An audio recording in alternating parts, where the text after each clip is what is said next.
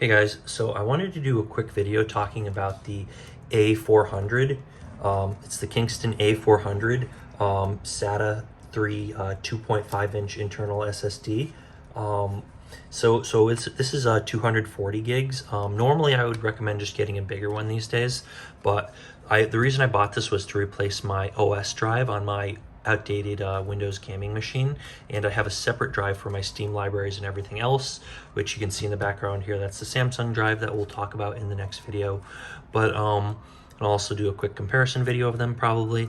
But in any case, this drive is relatively dated. Came out a few years ago. Today, or this month, is November 2021, and yeah, so anyways, this was highly rated. I think Kingston is a very trustable brand. I think Samsung's a little bit more trustable, but yeah, this was highly rated, and a lot of people did not report issues with it, and it's basically that's one of the main things that I base my decisions to buy things on.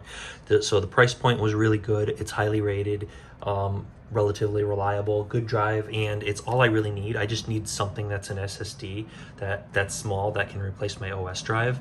So this was the drive I decided to go with, and let's open it up real quick. Now, a lot of other people have pointed out that it's actually made of metal.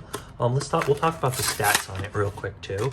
So if you look at this, I mean, I believe, yeah, this is actually metal. It feels plastic, but this is actually metal. And if you if you scratch this, you can kind of hear the sound. I mean, it's thin metal. You tap on it, almost sounds plastic. And you scrape like that. And if you actually scrape the paint off, you'll see that it's aluminum. But anyways, this is it, Kingston. So what else here? Yeah, there's my serial numbers and whatever else. Power connect, SATA power, and SATA data. So there are the ports on it.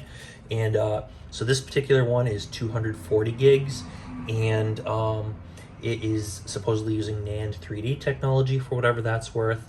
But more importantly, this is using TLC, or triple level cell NAND. So that's actually a step beneath the MLC. So you have at the top you have SLC, single level cells, and those are more for like enterprise drives. And then you have MLC, multi-level cells, which are more for like enthusiast drives, and they're more and more common these days. But this is TLC, which is a step below that, which means it's less durable and less fast, but it's it's cheaper to create a drive with way more storage. So anyways, yeah, so what else could we say about this? Oh, okay, so it's actually been rated. So the 240 gig version of this drive, that's this one, is rated to handle 80 terabytes being written to it. So you can write 80 terabytes worth of data before it will, on average, fail. So it might last longer, might not, but that's what it's rated for. It is, so like the 960 gigabyte test says that it can take 300 terabytes of data before it fails. And so there's that, because eventually SSDs will fail. Also, it's rated for 500 megs a second for read and 320 megs a second for write. So those are the stats. If you're interested in that, model number is SA400S37, and that's the model number apparently. All right, so other than that, what else could we say about this drive? That's about it. It's a highly rated drive, not using the best NAND technology, but it's that just brings the price down, and it's still a good drive, and it'll still be more than good enough for most things you probably need it for. But you might want to think about going for a better drive, a newer drive, and maybe even, and really you might want to look for an MLC, a drive that uses MLC technology. They don't always come out and say that in the description of the drive when you're looking for these online, but you might want to look for that if you're looking for an alternative to this, and always check the ratings. If you want to know where you can pick this up, check the link in the description.